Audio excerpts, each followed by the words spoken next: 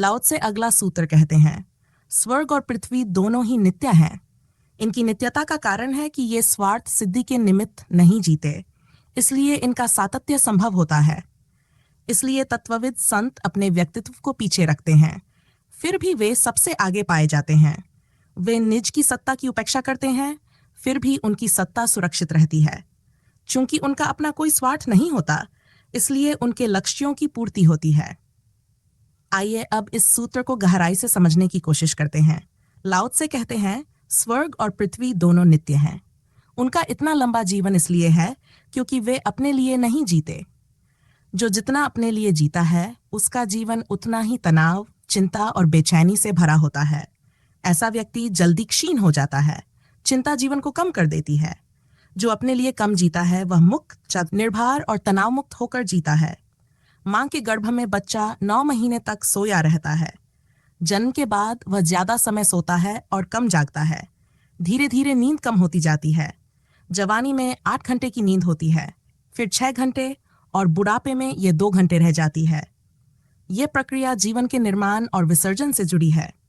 जब जीवन बन रहा होता है, तब व्यक्ति को अपने होने का एहसास नहीं होता, लेकिन जैसे जैसे मैं का बोध बढ़ता है, नींद घटती जाती है। डॉक्टर भी कहते हैं कि अगर बीमार व्यक्ति की नींद खराब हो जाए तो उसकी बीमारी ठीक करना मुश्किल हो जाता है। नींद में व्यक्ति मैं को भूल जाता है और इस दौरान शरीर अपनी मरम्मत करता है। अगर नींद ना आए तो चिंता और तनाव शरीर को और अधिक नुकसान पहुंचाते हैं। यही कारण है कि 8 घंटे की अच्छी नींद के बाद व्यक्ति सुबह ताजगी महसूस करता है। शराब और अन्य मादक पदार्थों आदमी इतना अहंकार और चिंता से भरा हुआ है कि वह खुद को भूलने की कोशिश करता है। ध्यान और आत्मसंयम से भी अहंकार से मुक्ति पाई जा सकती है, जैसा कि लाओ त्से कहते हैं। लेकिन जो लोग ध्यान में नहीं उतर सकते, वे केमिकल ड्रग्स का सहारा लेते हैं। यह उन्हें अस्थायी राहत तो देता है, लेकिन जब होश लौटता है तो मैं दुगुनी ताकत से लौटता है। सिविलाइजेशन के विकास के साथ ही अहंकार भी बढ़ा है और इसी के साथ बेहोशी की व्यवस्थाओं की मांग भी बढ़ी है। विकसित देशों में शराब और नशे का प्रचलन ज्यादा है। मारिजुआना, LSD जैसे नए नए मादक पदार्थों की खोज इसी का नतीजा है। आखिर आदमी अपने मैं को याद रखकर खुद को परेशानी में क्यों डालता है? यही सवाल हमें लाओ त्से के विचारों की गहराई में ले जाता है। लाओ त्से कहते हैं, प्रकृति इतनी शाश्वत इसलिए है क्योंकि इसे यह पता ही नहीं कि यह स्वयं है। यह आकाश इतना नित्य इसलिए है क्योंकि यह अपने लिए नहीं, दूसरों के लिए है। लेकिन हम सब अपने लिए जीते हैं। जो व्यक्ति जितना अधिक अपने लिए जीता है, उतना ही परेशान, विक्षिप्त और पागल हो जाता है। जितना बड़ा घेरा होता है जीने का, उतनी ही परेशानियां कम हो जाती हैं। जो जितने अधिक लोगों के लिए जीता है, उतना ही हल्का हो जाता है। जैसे उसके पंख लग जाते हैं, वह आकाश में उड़ने लगता है। यदि कोई व्यक्ति अपने मैं को पूरी तरह भूल जाए तो उसके जीवन पर किसी भी प्रकार की गुरुत्वाकर्षण शक्ति का प्रभाव नहीं रहता। उसकी जमीन में कोई जरें नहीं रह जाती और वह पूरी तरह मुक्त होकर उड़ सकता है। नींद हमें हल्का इसलिए करती है क्योंकि उस समय हम अपने मैं को भूल जाते हैं। लेकिन जैसे जैसे मैं सघन होता है, बुढ़ापे में नींद कम हो जाती है। मन इतना भारग्रस्त हो जाता है कि वह नींद के लिए आवश्यक शिथिलता और विश्राम को असंभव बना देता है। फिर भी एक और प्रकार का व्यक्ति है जिसकी नींद की आवश्यकता समाप्त हो जाती है। श्री कृष्ण ने गीता में कहा है कि जागा हुआ व्यक्ति नींद में भी जागता है।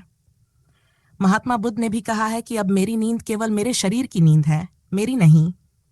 जब भीतर से अहंकार पूरी तरह समाप्त हो जाता है तो तनाव भी समाप्त हो जाता है। तब नींद की कोई आवश्यकता नहीं रहती। शरीर थकता है और सोता है, लेकिन भीतर चेतना सतत जागती रहती है। वह देखती रहती है, अब नींद आई, अब नींद छा गई और अब नींद समाप्त हो गई। क्या आपने कभी अपनी नींद को आते या जाते हुए देखा है? अगर देखा है तो आप धार्मिक व्यक्ति हैं। नींद को आते ही देख सकता है जो नींद के दौरान भी भीतर से जागा हुआ हो। जो अपनी नींद को नहीं देख सकता, वह अपने क्रोध को भी नहीं देख पाएगा। क्रोध आने से पहले एक मूर्छा की स्थिति शरीर में फैलती है। हम क्रोध के बाद पछताते हैं, लेकिन जो व्यक्ति क्रोध को आते देख ले, वह उससे मुक्त हो सकता है। यही बात वासना पर भी लागू होती है। जो वासना के पहले चरण को देख लेता है, वह उससे मुक्त हो जाता है। आपने देखा होगा कि इंस्टाग्राम में कई ऐसे वीडियोस होते हैं जो आपके भीतर काम वासना उत्पन्न कर देते हैं और आप उस विचार पर छत से एक्ट कर देते हैं। फिर आप पछताते हैं कि मैंने ऐसा क्यों किया। पर यदि आप उस वासना के विचार को ढंग से देख लें तो वह वहीं नष्ट हो जाएगा। हमारा जीवन मूर्छा से चलता है और मूर्छा का मूल स्रोत हमारा अहंकार है। लाओ त्से कहते हैं, प्रकृति इसलिए शाश्वत है क्योंकि वह अपने लिए नहीं जीती, लेकिन हम सब अपने लिए जीते हैं।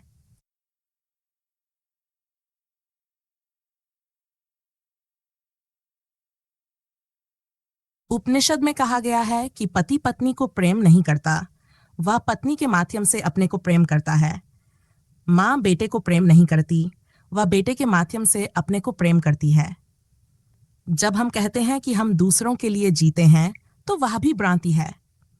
अगर कोई कहे कि वह अपने बेटे के लिए जीता है, तो जैसे ही बेटा उसकी इच्छाओं के विरुद्ध जाता है, वह उसी के जीवन में मुसीबत खड़ी कर देता है। यह दूसरे के लिए जीना तब तक है जब तक वह हमारे अहंकार की तृप्ति करता है। जिस दिन उपयोगिता समाप्त हो जाती है, हम उसे कचरे की तरह फेंक देते हैं। कई लोग कहते हैं कि वे देश के लिए जीते हैं, लेकिन कोई देश के लिए नहीं जीता, वह अपने अहंकार की तृप्ति के लिए जीता है। अगर किसी को यह पता चले कि वह जिस धर्म, जाति या पहचान के लिए जी रहा था वह एक भ्रांति थी, तो सब व्यर्थ लगने लगेगा। असल में हम किसी और के लिए नहीं जीते। जब तक अहंकार है तब तक हम केवल अपने लिए जीते हैं। जब तक अहंकार है तब तक हम जो भी करेंगे वह अहंकार से ही संचालित होगा। इसे समझना बेहद जरूरी है, क्योंकि अक्सर हम ये सोचते हैं कि हमारे कुछ काम अहंकार से परे हैं।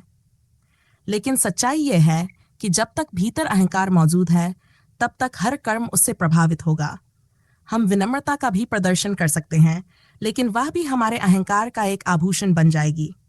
मैं आपके चरणों में झुक सकता हूँ, खुद को चरणों की धूल कह सकता हूँ, लेकिन भीतर मेरा अहंकार चुपचाप ये घोषणा करता रहेगा कि मुझसे ज्यादा विनम्र कोई नहीं है।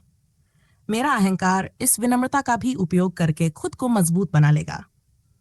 अहंकार त्याग भी सकता है, सब कुछ छोड़ सकता है, लेकिन खुद को बचा लेता है। इसका कोई अंत नहीं होता।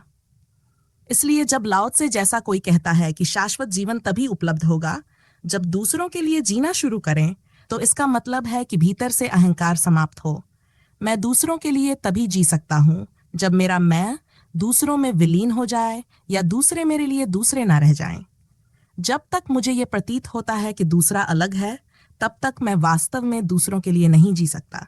अगर दूसरा अलग लगता है तो यह अहंकार की ही उपस्थिति है। दूसरे के लिए जीने का अर्थ है कि मैं इतना फैल जाऊं कि सभी मुझे मेरे ही रूप में दिखाई देने लगें। यही निश्चिंतता और निर्भरता का जीवन है। यही शाश्वत के साथ जुड़ने का प्रारंभिक बिंदु है। अन्यथा हमारे संबंध क्षणभंगुर और अस्थायी चीजों के साथ बने रहते हैं, क्योंकि अहंकार से ज्यादा क्षणभंगुर कुछ भी नहीं। महात्मा बुद्ध ने अहंकार को एक श्रृंखला कहा है, एक सतत प्रवाह। यह कोई स्थिर वस्तु नहीं है। जैसे एक दिया रात भर जलता है, लेकिन उसकी ज्योति हर पल बुझती और नई होती जाती है। हमें यह प्रक्रिया दिखाई नहीं देती क्योंकि यह इतनी तीव्र होती है। अगर हम धीमी गति से इसे देखें तो समझ पाएंगे कि जो ज्योति हमने शाम को जलाई थी वह सुबह तक वही ज्योति नहीं रहती। यह सिर्फ ज्योतियों की एक श्रृंखला है जो निरंतर बदलती रहती है। अहंकार भी इसी प्रकार है, एक निरंतर बदलती हुई श्रृंखला, लेकिन यह इतनी तेजी से चलता है कि हमें लगता है कि यह स्थिर है। यह भ्रम वैसा ही है जैसे फिल्म में, जहां हजारों स्थिर चित्र इतनी तेजी से चलते हैं कि हमें वह एक मूवी की तरह लगती है। अगर हम उस फिल्म को धीमी गति में देखें तो हर फ्रेम अलग दिखाई देगा। इसी तरह अगर हम अहंकार की तीव्र गति को समझ पाएं तो हमें यह पता चलेगा कि यह सिर्फ घटनाओं की एक श्रृंखला है। महात्मा बुद्ध ने इस बात को गहराई से समझाया कि अहंकार एक भ्रम है, एक प्रतीति है। यह हमारी स्थिरता का झूठा एहसास है। जब हम इसे देख पाते हैं तो इसका प्रभाव समाप्त होने लगता है, और यही अहंकार के पार जाने का मार्ग है। अहंकार एक फिल्म की तरह है जो तेजी से घूमती है।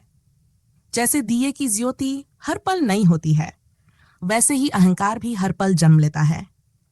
एक दिन में यह 1000 बार बदलता है और हर बार नया रूप लेता है। अगर हम अपने मन के प्रोजेक्टर को थोड़ा धीमा कर ले तो इस बदलाव को देख सकते हैं। आप कमरे में बैठे हैं और आपका नौकर अंदर आता है।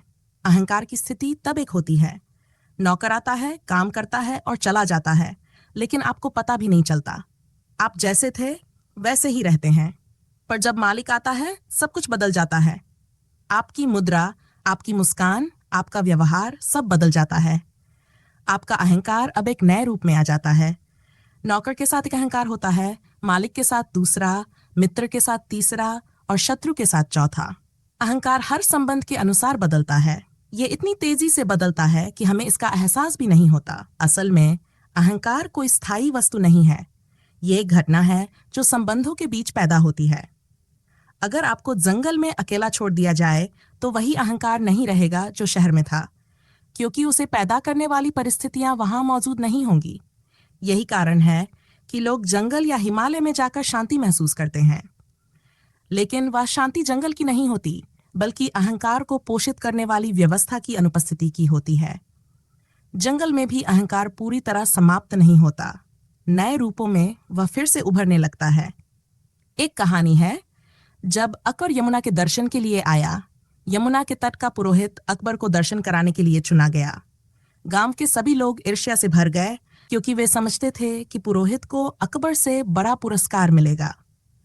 अकबर यमुना दर्शन के बाद उस ब्राह्मण को पुरस्कार देने के लिए सड़क से एक फूटी कौड़ी उठाता है। वह ब्राह्मण उसे सिर से लगाकर मुट्ठी बंद करके धन्यवाद देता। गांव में हलचल मच जाती है। लोग सोचने लगते हैं कि अकबर ने जरूर कुछ बहुमूल्य दिया होगा। ब्राह्मण हर किसी से कहता है कि यह तो ऐसी भेंट है जो जन्मों तक खर्च नहीं हो सकती। यह बात अकबर के दरबार तक पहुंचती है। दरबारी और अकबर सभी बेचैन हो जाते हैं। अकबर जानता था कि उसने सिर्फ फूटी कौड़ी दी है, फिर भी उसे लगने लगता है कि शायद उसमें कुछ खास है। अंततः वह ब्राह्मण को बुलवाता है। ब्राह्मण आनंद से अकबर के पास आता है। वह बार बार कहता है कि आपने ऐसा अनमोल दान दिया है जो किसी ने कभी नहीं दिया। अकबर उसे अकेले में ले जाकर सच्चाई पूछता है। ब्राह्मण मुस्कुराते हुए कहता है कि यह तो आपकी अनुकंपा है। फिर वह गहरी बात कहता है, अगर अहंकार कुशल हो तो फूटी कौड़ी पर भी साम्राज्य खड़ा कर सकता है। मैंने आपकी दी हुई फूटी कौड़ी पर साम्राज्य खड़ा कर लिया। आपके मन में भी ईर्ष्या पैदा हो गई कि मैंने क्या पा लिया। अहंकार वास्तव में कुशल होता है। ये कुछ ना होते हुए भी हर जगह अपना साम्राज्य खड़ा कर लेता है। हमारा अहंकार भी फूटी कौड़ी जैसा ही है, फिर भी हम इसे पोषित करते हैं और इसे साम्राज्य खड़ा कर लेते हैं। अगर हम अपने रिश्तों के दायरे से हट जाएं, तो अहंकार की जगह खाली हो जाती है, परंतु यह खालीपन लंबे समय तक नहीं टिकता। 2-4 दिन में हमारा मन नए इंतजाम कर लेता है, नए रिश्ते बना लेता है। अहंकार का चक्र फिर से शुरू हो जाता है। अहंकार ऐसा नहीं है जो हमेशा से हो, इसे हमें हर पल बनाना पड़ता है। यह साइकिल की तरह है, जिसे तब तक चलाना पड़ता है जब तक हम इसे चलाना चाहते हैं। पैडल मारते रहेंगे तो साइकिल चलेगी, पैडल रोक देंगे तो यह रुक जाएगी।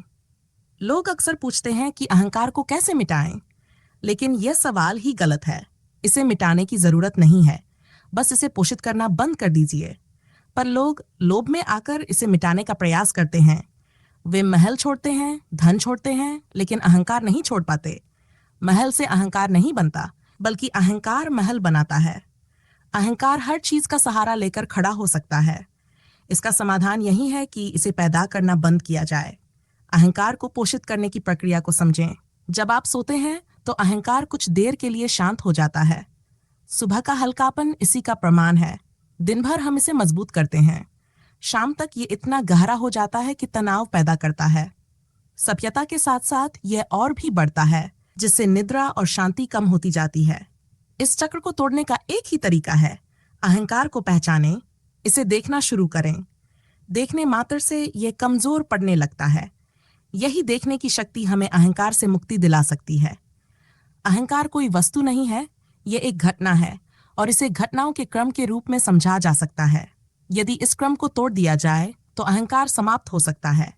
हम इसे ऊर्जा और गति देते हैं और इसका सबसे बड़ा साधन होता है दूसरों का ध्यान। जब लोग हमारी ओर ध्यान देते हैं तो यह हमारे अहंकार को बढ़ावा देता है। राजनीति इसी कारण इतनी आकर्षक हो जाती है, क्योंकि यह ध्यान आकर्षित करने का सबसे प्रभावी माध्यम है। लोग बड़े चैनलों में अपना नाम देखने के लिए हत्या तक कर देते हैं। इसीलिए दूसरों की नजरों में होने का लालच मनुष्य को गलत राह पर ले जा सकता है। जब लोग हमारी ओर देखते हैं, तो हमारे भीतर मादकता का एक सूक्ष्म प्रवाह जागृत होता है। ध्यान एक तरफा होता है, या तो अपने पर या दूसरे पर। जब हम अपने पर ध्यान देते हैं तो दूसरे को भूल जाते हैं, और जब दूसरे पर ध्यान देते हैं तो स्वयं को। यही कारण है कि लोग हर समय चाहते हैं कि अन्य लोग उन पर ध्यान दें। वे अपने अस्तित्व की पुष्टि दूसरों के माध्यम से चाहते हैं। बच्चों का मेहमानों के आने पर उपद्रव करना इसी का प्रतीक है। वे ये बताना चाहते हैं कि मैं यहाँ हूँ। ये प्रवृत्ति बचपन से लेकर बुजुर्गावस्था तक बनी रहती है। लेकिन ध्यान आकर्षित करने का यह तरीका केवल क्षणिक संतोष देता है। लाओ त्से का सुझाव है कि ध्यान मांगने के बजाय दूसरों पर ध्यान दें। जब आप ऐसा करते हैं तो आपके जीवन में क्रांति शुरू हो जाती है। आप दूसरे की नासमझियों को समझ सकते हैं और दया कर सकते हैं। दूसरे पर ध्यान देने से अहंकार धीरे धीरे खत्म होने लगता है। यह आपको गैर तनावपूर्ण स्थिति में ले जाता है, जहां शांति और आनंद का अनुभव होता है। जब आप दूसरों के लिए जीने लगते हैं तो आपका जीवन बदल जाता है। भीतर का शून्य आपको सच्चे संतोष और आत्मिक स्वतंत्रता का अनुभव कराता है। यही लाओ त्से का संदेश है, अहंकार का विसर्जन और दूसरों पर ध्यान केंद्रित करना। एक संत जब वह बूढ़ा हो गया तो किसी ने उसे कहा कि तुम इतने लोगों की मानसिक बीमारियों का अध्ययन करते हो, सुबह से शाम तक इतने पागलों से तुम्हारा वास्ता पड़ता है, तुम्हारा दिमाग खराब नहीं हुआ? संत ने जवाब दिया, अपने पर ध्यान देने की फुर्सत ही नहीं मिली। अपने पर ध्यान दिए बिना पागल होना मुश्किल है। सुबह से दूसरे की चिंता में लग जाता हूँ, रात भी उसी में सो जाता हूँ, अपने लिए समय ही नहीं मिलता। इसीलिए बड़े वैज्ञानिक अक्सर शांत रहते हैं, क्योंकि उनका ध्यान पूरी तरह किसी और चीज पर होता है, किसी पर्खनली पर, किसी टेस्ट ट्यूब पर। आइंस्टीन का तो ये हाल था कि उन्हें अपना होश नहीं रहता था। कई बार वह 6 घंटे तक बाथरूम में टब में बैठे रहते। उनकी पत्नी कई बार दरवाजे पर दस्तक देती, पर जोर देने की हिम्मत नहीं होती। आइंस्टीन किसी सवाल में इतने खो जाते कि समय और जगह का ख्याल ही नहीं रहता। डॉक्टर राम मनोहर लोहिया उनसे मिलने गए। आइंस्टीन की पत्नी ने कहा, आपको समय दे सकती हूँ, पर यह तय नहीं कि वो समय पर मिल पाएंगे। और हुआ भी वही। आइंस्टीन बाथरूम में गए और 5 घंटे तक बाहर नहीं निकले। लोहिया ने पूछा, इतनी देर क्या कर रहे थे? आइंस्टीन ने जवाब दिया, एक सवाल में उलझा हुआ था। ध्यान अगर पूरी तरह किसी सवाल या किसी चीज पर केंद्रित हो जाए तो अहंकार मिट जाता है। बड़े वैज्ञानिक, चित्रकार, नर्तक इसी कारण निरहंकारी हो जाते हैं। लेकिन त्यागी अक्सर अहंकार से मुक्त नहीं हो पाते।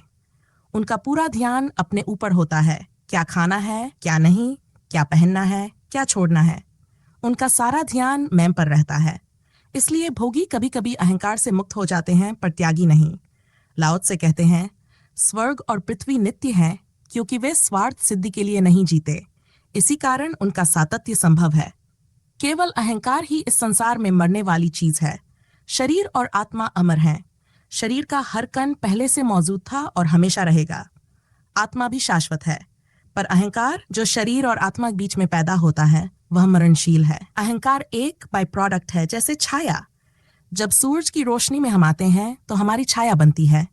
जब हम हट जाते हैं या सूरज डूब जाता है, छाया भी खत्म हो जाती है। अगर कोई समझ ले कि वह छाया है तो वही भ्रम पैदा होगा, जैसा एक लोमड़ी के साथ हुआ। सुबह जब सूरज निकला तो लोमड़ी ने अपनी छाया देखी। छाया बहुत लंबी थी। उसने सोचा, इतनी बड़ी छाया है तो आज भोजन के लिए कम से कम एक ऊंट चाहिए। पूरे दिन ऊंट की तलाश में भटकती रही। भूख बढ़ती गई, लेकिन ऊंट नहीं मिला। दोपहर में उसने दोबारा अपनी छाया देखी। सूरज सिर पर आ गया था और छाया बहुत छोटी हो गई थी। उसने सोचा, अब तो छोटा मोटा खरगोश भी मिल जाए तो काम चल जाएगा। छाया से जीने वाला हमेशा इसी तरह भ्रम में रहता है। जवानी में छाया बड़ी लगती है क्योंकि सूरज उग रहा होता है। यही अहंकार की प्रकृति है। अहंकार मरण धर्मा है, बाकी सब शाश्वत। पोपटलाल की बातें हमेशा रोचक और व्यंग्य से भरी होती थीं। उसने एक बार कहा था कि जब वह जवान था उसने पक्का संकल्प किया था कि वह करोड़पति बनेगा। उसका मित्र जो खुद कंगाल था, उसने पूछा कि फिर क्या हुआ उस संकल्प का? पोपटलाल ने मुस्कुराते हुए कहा, बाद में मैंने पाया कि करोड़पति बनने की बजाय संकल्प बदल लेना ज्यादा आसान है। इसी तरह जीवन में कई बार हमें एहसास होता है कि जो हम सोचते हैं वह केवल एक छाया है। जवानी में छाया बड़ी दिखाई देती है, लेकिन जैसे जैसे उम्र बढ़ती है वह सिकुड़ने लगती है। समझदार लोग इसे जवानी में ही पहचान लेते हैं। अहंकार भी एक आंतरिक छाया की तरह है। ये जीवन के रिश्तों से बनती है और संयोग पर निर्भर करती है। जब कोई आपकी प्रशंसा करता है तो ये छाया बड़ी हो जाती है। एक बार पोपटलाल अपनी प्रेयसी के साथ समुद्र किनारे बैठा था। उसकी प्रेयसी ने कहा, तुम्हारी और समुद्र की बड़ी समानता है। पोपटलाल खुशी से फूल गया और बोला, हाँ, क्योंकि समुद्र की तरह मैं भी विशाल, कच्चा, जंगली और रोमांटिक हूं। उसकी प्रेयसी ने जवाब दिया, नहीं, बल्कि तुम दोनों मुझे बीमार कर देते हो। यही समानता है। यह दिखाता है कि हम दूसरों की बातों को कितना जल्दी सच मान लेते हैं, खासकर जब वह हमारे अहंकार को तृप्त करती हैं। परंतु सजग होना जरूरी है। जो लोग अपनी अंतर छाया को पहचान लेते हैं वे सत्य से जुड़ जाते हैं। लाओ त्से कहते हैं, जो जानते हैं वे अपने व्यक्तित्व को पीछे रखते हैं। इसका अर्थ है कि जो अपने अहंकार को छोड़कर पीछे रह सकता है वह वास्तव में प्रथम हो जाता है। महावीर और बुद्ध ने सम्राट का पद छोड़ा, लेकिन इसका कारण यह नहीं था कि उन्हें सम्राट बनने में कोई डर था। असल में वे इतने आश्वस्त थे अपने आंतरिक सम्राट होने के बारे में कि उन्हें बाहरी पहचान की जरूरत नहीं रही। महात्मा बुद्ध भिक्षा का पात्र लेकर भीख मांग सकते थे, लेकिन उनकी आंखों में भिखारी की कोई छाया नहीं होती थी। वे इतने आत्मविश्वासी थे कि उन्हें किसी भी परिस्थिति में कोई फर्क नहीं पड़ता था। असल बात यही है कि जब हम अपने अहंकार से ऊपर उठ जाते हैं तो परिस्थितियां हमें परिभाषित नहीं करती। ये समझना ही सच्ची स्वतंत्रता है। लाओ त्से कहते हैं, तत्वविद अपने व्यक्तित्व को पीछे रखते हैं, फिर भी वे सबसे आगे पाए जाते हैं। वे अपने को मिटा देते हैं, अपनी उपस्थिति को ऐसा हल्का बना देते हैं कि इतिहास अचानक उन्हें सबसे आगे खड़ा हुआ पाता है। महात्मा बुद्ध के समय के सम्राटों के नाम भुला दिए गए, लेकिन बुद्ध जो एक भिखारी बन गए थे आज भी स्मरण किए जाते हैं। उनके पिता का नाम भी आज इसलिए ही याद है कि बुद्ध के बेटे थे। बुद्ध के पिता ने उन्हें समझाया कि जीवन भर मेहनत करके जो साम्राज्य बनाया गया उसे छोड़ना मूर्खता है, लेकिन बुद्ध ने उस साम्राज्य को त्याग दिया क्योंकि उन्हें अपने भीतर का हीरा मिल गया था। उन्होंने कहा कि जब तक मुझे अपने भीतर के मूल्य का पता नहीं था, बाहरी चीजें मूल्यवान लगती थीं, लेकिन जब भीतर का हीरा मिल गया तो बाहरी सभी हीरे फीके हो गए। यही बात लाओ त्से भी कहते हैं कि जो लोग अपने आप को पीछे रखते हैं वे अचानक सबके आगे पाए जाते हैं। इतिहास में कितने ही पॉलिटिशियन, सम्राट और धनपति आए और चले गए, लेकिन जो अपने को पीछे कर देते हैं वे युगों तक याद किए जाते हैं। लाओ त्से जो अपने समय में लगभग गुमनाम होकर जिए, आज 2500 साल बाद भी अग्रणी हैं। उन्होंने अपने जीवन के अंतिम समय में चीन छोड़ दिया ताकि उनके मरने के बाद कोई उनकी समाधि ना बनाए। लेकिन जो व्यक्ति अपनी निशानियां मिटा देता है उसे सदियां भी नहीं मिटा सकती। यह बात समझने की है कि जो लोग अपनी स्वार्थी इच्छाओं के बिना जीते हैं उनकी इच्छाएं खुद ब खुद पूरी हो जाती हैं। लाओ त्से कहते हैं कि जो अपने स्वार्थों को त्याग देते हैं उनके सब स्वार्थ पूरे हो जाते हैं। जो अहंकार छोड़ देता है वह परम आनंद को पा लेता है। अहंकार के साथ जो भय जुड़ा होता है, मिटने का, हारने का, असफल होने का, वह सब समाप्त हो जाता है। जहां भय नहीं होता वहीं सच्ची सुरक्षा होती है। हम इसके विपरीत करते हैं। जितनी अधिक सुरक्षा की कोशिश करते हैं उतने ही असुरक्षित हो जाते हैं। जितना बचने का प्रयास करते हैं उतना ही खोते चले जाते हैं। नदी के भंवर का उदाहरण लें। अगर आप भंवर में गिर जाएं तो स्वाभाविक रूप से आप बाहर निकलने की कोशिश करेंगे, लेकिन जितना आप संघर्ष करेंगे उतनी ही भंवर की ताकत आपको खींच लेगी। अगर आप थक कर शांत हो जाएं और भंवर के साथ बहने लगें तो वह आपको अपने आप बाहर निकाल देगा। यही लाओ त्से का संदेश है। जो स्वयं को छोड़ देता है वह बच जाता है। लाओ त्से कहते हैं, अगर कभी भंवर में फंस जाओ तो पहला काम यह करना, भंवर से लड़ना मत, भंवर के साथ डूबने को राजी हो जाना। तब तुम्हारी ताकत जरा भी नष्ट नहीं होगी। भंवर ऊपर बड़ा होता है लेकिन नीचे वह छोटा होता जाता है। नीचे से निकलना जरा भी मुश्किल नहीं होता। जो ऊपर लड़ते हैं उनकी ताकत धीरे धीरे खत्म हो जाती है, लेकिन जो भंवर के साथ डूबने के लिए तैयार होते हैं वे बिना किसी संघर्ष के बाहर निकल आते हैं। इसे ऐसे समझें, आपने कभी देखा होगा कि जिंदा आदमी पानी में डूब जाता है और मुर्दा आदमी तैर जाता है। ये एक बड़ी पैराडॉक्सिकल बात है। क्या कारण है कि मुर्दा पानी पर तैर जाता है जबकि जिंदा आदमी डूब जाता है? असल में जिंदा आदमी बचने की कोशिश में थक कर डूब जाता है। वे जितना बचने की कोशिश करते हैं उतना ही पानी उन्हें घेरता है। लेकिन मुर्दा व्यक्ति किसी से नहीं लड़ता। वह पानी के साथ बहने के लिए तैयार हो जाता है और पानी उसे ऊपर उठाता है। मुर्दा किसी संघर्ष में नहीं पड़ता। वही तरीका तैरने का भी होता है। जो लोग अच्छे तैराक होते हैं वे अपने आप को पानी में छोड़ देते हैं, बिना संघर्ष किए, बिना हाथ पैर हिलाए। पानी उन्हें डुबाता नहीं क्योंकि उनका संघर्ष खत्म हो जाता है। इसका मतलब है कि आप डर को छोड़ दें, मरने का भय छोड़ दें और फिर पानी खुद आपको ऊपर उठा लेगा। लाओ त्से कहते हैं वही सुरक्षित रहते हैं जिनसे सुरक्षा की चिंता खत्म हो जाती है। वही अभय हो जाते हैं जो भय से भागते नहीं बल्कि उसे स्वीकार कर लेते हैं।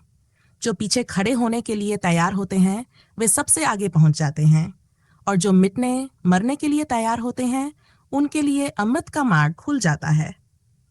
आशा है कि आपको हमारा ये विश्लेषण पसंद आया होगा। लाओ त्से द्वारा बोले गए सभी सूत्रों के ऐसे ही विश्लेषण के लिए हमारे चैनल को सब्सक्राइब करना ना भूलें।